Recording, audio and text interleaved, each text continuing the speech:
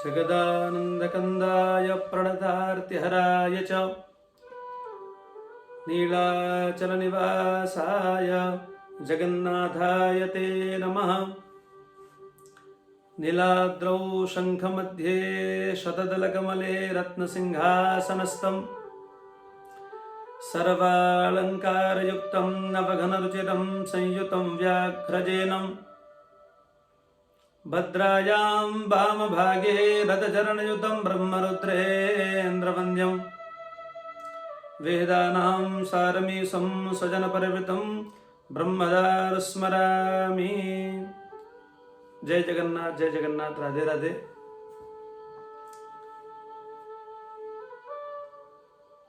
प्रतिदिन भगवत नाम का स्मरण हो,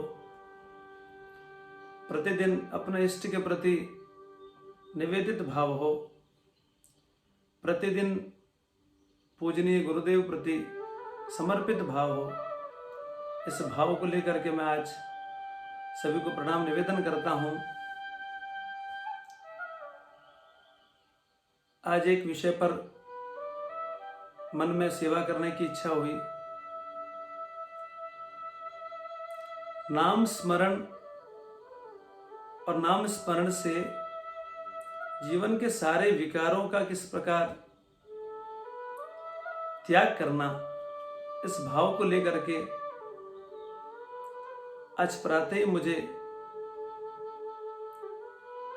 दैदीप्यमान एक भगवत स्वरूप भगवान चैतन्य महाप्रभु जी का स्मरण आया। विचार किया, इन पर एक सेवा भाव जितना भी हो सके करने का प्रयत्न करेंगे। वास्तव में समूचे विश्व पर जीव अपने सारे कर्मों के फल को भोग करके अपने अपने इच्छा और व्यक्त के अनुसार अपने भाव को इस सृष्टि पर रखता है। सुख भी प्राप्त होते हैं, दुख भी प्राप्त होते हैं, प्रशंसा भी होती है और निंदा भी होती है। किंतु भगवत नाम स्मरण एक ऐसा एक उपाय है और भाव है जिसके करने से सुख दुख निंदा और प्रशंसा, इन सारी चीजों में हम ऊपर उठ सकते हैं। और एक सुख दुख निंदा प्रशंसा के भाव को छोड़ करके नाम स्मरण में कितना बड़ा भाव है। जिन्होंने इस मार्ग को प्रशस्त करके पहले भी गया और आगे भी करेंगे, ऐसे दैदीप्यमान उदाहरण के रूप में चैतन्य महाप्रभु जी हमारे सामने उद्धृत होते हैं। गौड़ी संप्रदाय से एक पोषक के रूप में और चराचर जीव जगत में भगवत नाम स्मरण करने का जो उदाहरण और जीने की जो कला बताई है, भगवान चैतन्य महाप्रभु है। श्री कृष्ण चैतन्य प्रभु नित्यानंद, हरे कृष्ण हरे राम, श्री राधे गोविंद, ऐसा भाव आता है। भगवान चैतन्य महाप्रभु साक्षात पराम्बा राधा और श्याम सुंदर जी की ही अवतार है। इनको भिन्न मानना ही नहीं चाहिए। जो कृष्ण है वही राधा है और जो राधा है वही कृष्ण है। चोरों करुणा वत्सल है, करुणामयी है और इनका आधार मात्र एकमेव प्रेम ही है।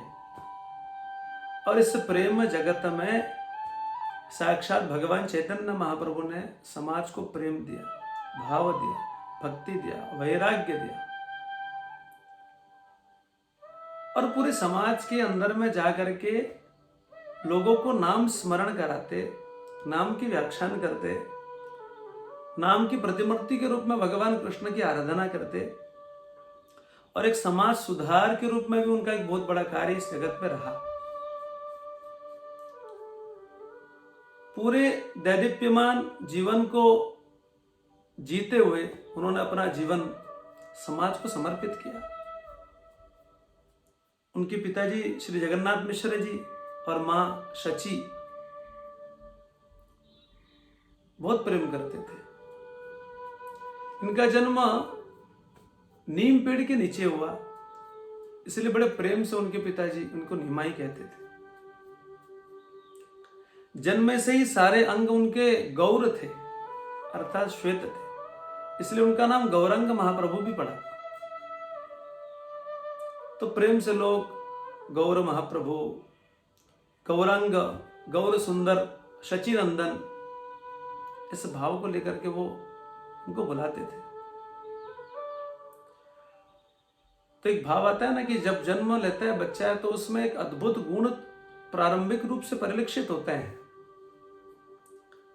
और उस गुण को देख करके भविष्य में कल्पना करी जाती है कि अरे ये तो बहुत बड़ा एक भगवत नाम का स्मरण करेगा और विख्यात होगा, ऐसा भाव आता है। एक छोटा सा मन में भाव आया, स्मृति आई, मैं आपके सामने रखता हूं।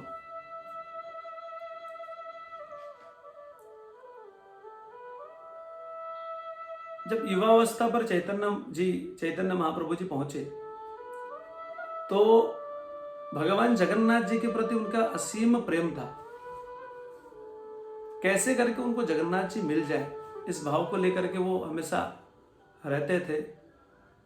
अनित्य प्रति नाम स्मरण करके अपने जीवन यापन करते थे।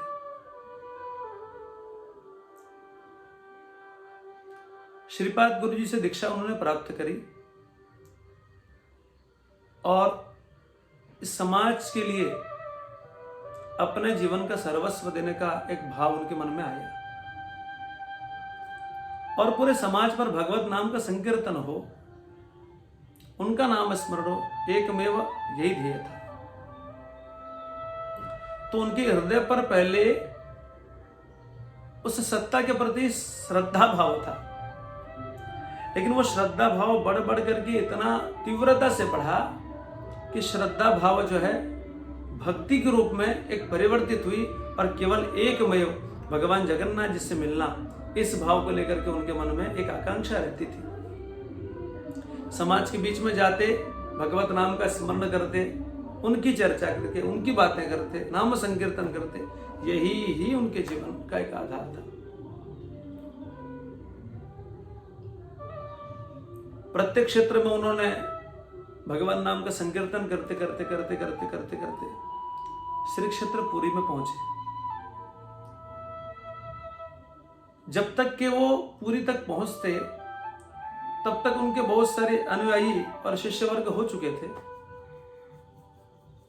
जो चैतन्य से महाप्रभु तक की यात्रा उन्होंने एक प्रारंभिक रूप से लोगों को महसूस करा दिया था, और उनके सारे भाव को लेकर थे। ऐसे समाज के लोग एक पागलों की तरह उनके साथ में जुड़े हुए रहते थे। ये उनके तप का प्रभाव था, अलौकिक थे, वंदनीय थे, उत्कृष्ट थे। पूरी क्षेत्र में जैसे उन्होंने प्रास में गए, उस धाम को प्रणाम किया, और जैसे उस पूरी धाम के पूरी क्षेत्र के राजा गजपति महाराज जी को पता चला, अरे इतने संत विद्वान जो भगवत स्वरूप है, चैतन्य जी का, महाप्रभु जी का आगमन हमारे क्षेत्र में हुआ है, उनके पास चलना चाहिए। बड़े निवेदित भाव से चैतन्य महाप्रभु जी के पास में जाकर के विनय किया, महाराज मैं आपका दास आपको बारंबार प्रणाम करता हूं।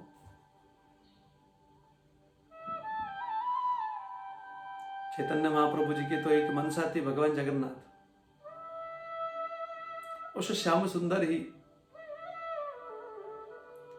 जब एक देव एक देवत्व को प्राप्त करने के लिए उद्धृत होता है, तो उसका औरा, उसका तप का बल इतना विराट होता है कि सामान्य व्यक्ति उसको देख या अनुभव नहीं कर सकता। उनकी आध्यात्मिक चेतना थी।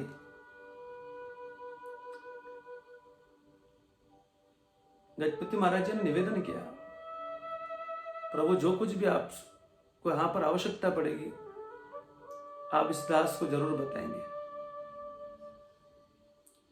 महाप्रभु जी ने कहा, मुझे आप सब लोगों की आवश्यकता बिल्कुल भी नहीं है, ना मुझे कुछ चाहिए। मेरे देह निष्ठा नहीं, मेरे ध्येय निष्ठा के लिए मैंने अपना भाव इस जगन्नाथ जी के प्रति रखा है, और जगन्नाथ जी के सिवाय मुझे कुछ चाहिए नहीं। तो नाम संकीर्तन करते हुए, नाम में स्मरण करते हुए एक दिन ऐसा आया, भगवान से दूर रहने का जो विरह है उनको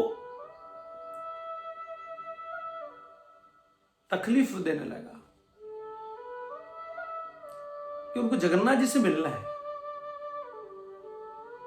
और उनका भाव भी उस तरह से था। और विरह वेदना इतना तीव्र होते गई, उतने तीव्र होते गई, प्रतिदिन भगवान जगन्नाथ जी की सीढ़ी पर पहुंचते, देवालय पर पहुंचते, नमस्कार करते आ जाते, फिर अगले दिन जाते, फिर नमस्कार करते वापस। यही क्रम उनका नाम संकीर्तन के साथ में पूरे शिष्यों के साथ में रहता था। एक दिन विरह की वेदना इतनी तीव्र हो गई कि अब मैं भगवान जगन्नाथ से दूर नहीं रह सकता। इस भाव को लेकर के वो उस श्री क्षेत्र धाम पुरी के उस भगवान जगन्नाथ जी के द्वार पर पहुंचे और सीधा प्रवेश करने का प्रयत्न किया। तो जो उस समय उपस्थित पंडा उनको रोकने का प्रयास किया, अरे आप किधर जाते हैं? तो भगवान जगन्नाथ जी के प्रति तो उनका अटूट